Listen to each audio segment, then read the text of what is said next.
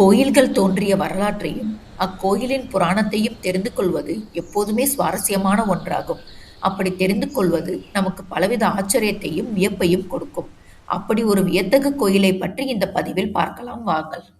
கர்நாடக மாநிலம் ஹாசன் என்ற ஊரில் உள்ளது ஹாசம்பா கோயில். இக்கோயிலில் சக்தி தேவியே பிரதான கடவுளாக அருள்பாலிக்கிறார். ஹாசம்பா கோயில் 12ஆம் நூற்றாண்டில் கட்டப்பட்டதாகும். இந்த கோயிலை வருடத்திற்கு ஒரு முறையே திறப்பார்கள். இந்துக்களின் பண்டிகையான தீபாவளியின் போது அக்டோபர் மாதத்தில் மட்டுமே திறக்கப்படும். இக்கோயில் ஹொய்சாலா கட்டடக்கலைக்கு எடுத்துக்காட்டாக விளங்குகிறது. ஹாசம்பா கோயில் எறும்பு புற்று போன்ற அமைப்பில் வடிவமைக்கப்பட்டுள்ளது என்பது குறிப்பிடத்தக்கது.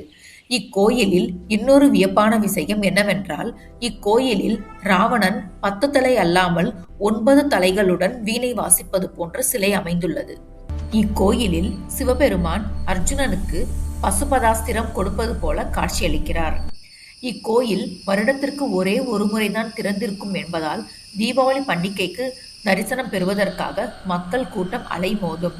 நெய்வேத்தியமாக அரிசி 2 மூட்டைகள், தண்ணீர், நெய் விளக்கான நந்தா பூ விளக்கு, பூக்கள் ஆகியவற்றை வைத்து கோயிலை பூட்டி விடுவார்கள். பிறகு அடுத்த வருடமே கோயில் திறக்கப்படும். அப்படி திறந்து பார்க்கையில் சமைத்து வைத்து விட்டு சென்ற சாதம் சூடாகவும் கெட்டு போகாமலும் இருக்கும். நந்தா விளக்கில் நெய் இன்னும் தீராமல் எரிந்து கொண்டிருக்கும். ஹாசனில் இக்கோயில் மிகவும் மதிப்புமிக்க கோயிலாக கருதப்படுகிறது. ஒரு சமயம் சப்த மாதர்கள் தென்னிந்தியாவிற்கு வரும்பொழுது ஹாசன் என்னும் இடத்தின் அழகை பார்த்து அவ்விடத்திலேயே தங்க வேண்டும் என்று முடிவு செய்கிறார்கள்.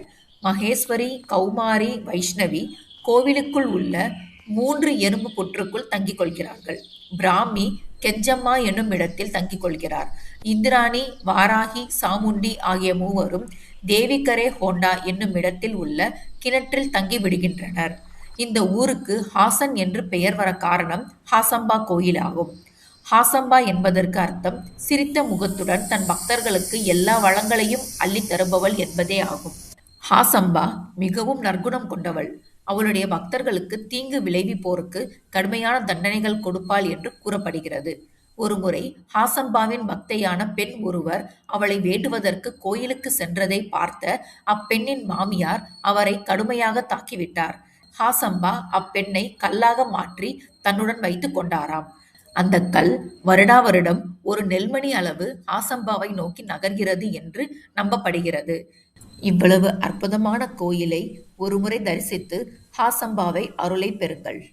சேனலை லைக் பண்ணுங்க, ஷேர் பண்ணுங்க, சப்ஸ்கிரைப் பண்ணுங்க.